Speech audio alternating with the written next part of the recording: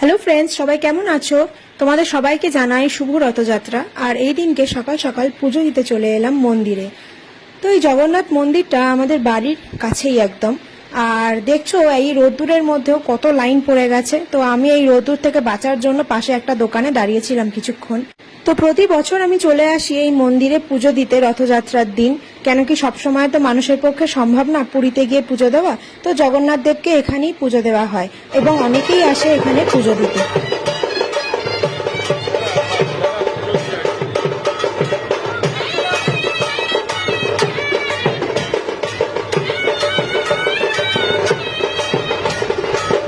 তো অনেকক্ষণ লাইন দেওয়ার পর অ্যাট লাস্ট মন্দিরে ঢুকতে পেরেছি পুজো দেওয়ার জন্য, আর তোমাদেরকেও শেয়ার করে দিলাম সেটা।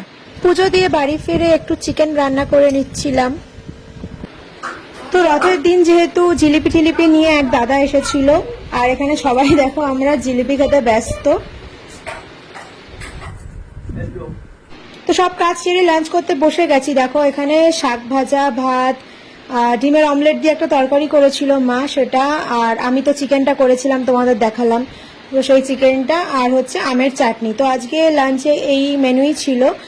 আর আমি তাড়াতাড়ি করে একটু টাইমের মধ্যে লাঞ্চ করে নিই, কেন কি আমি লাঞ্চ করে আবার ছেলেকে ঘুম পাড়াতে হয়। তো সেই জন্য সব কিছুই টাইম মেনটেন করেই একটু চলতে হয় আমাকে এখন। সারাদিন অপেক্ষা করার পর বিকেলবেলা ঘুম থেকে উঠে ছেলে বেরিয়ে পড়েছে রথ নিয়ে। আর ধৈর্য ধরতে পারেনি, দেখো এখানে রথ নিয়ে আমরা তিনজনেই বেরিয়ে পড়েছি রাস্তায়। তারপর কিছুক্ষণ পর আমরা চলে এলাম মেলায়। এটা একদম আমাদের পাড়াতেই হয়েছে। তোমরা অনেকেই জানো চণ্ডী মেলার কথা, এখানে খুব ফেমাস। তো চণ্ডী মেলার যে মাঠটা, সেখানেই ছোট করে এই রথ উৎসবের মেলাটা হয়েছে। তো এখানে অনেক লোক এসেছে দেখলাম। তারপর অনেক দোকানপাটও আছে, প্রচুর খাবার স্টল আছে।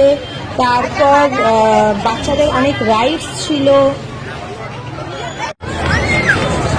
আপনি জোর আছে ঘোরাতে পারবি? চলো না না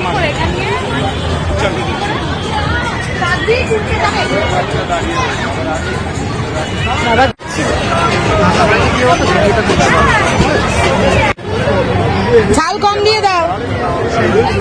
তুই খাবো তো?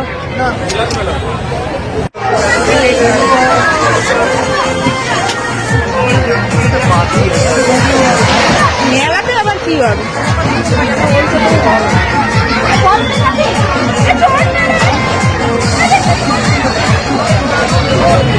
বাবু ইন্টারেস্ট পাইনি, ঠিক আছে?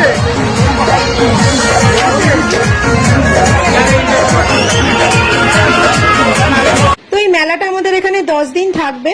আর তোমরা সবাই ভালো থেকো। ভিডিওটা এখানেই শেষ করছি। তোমাদের দিনটা কেমন কাটলো অবশ্যই কমেন্ট করে জানিও। টাটা।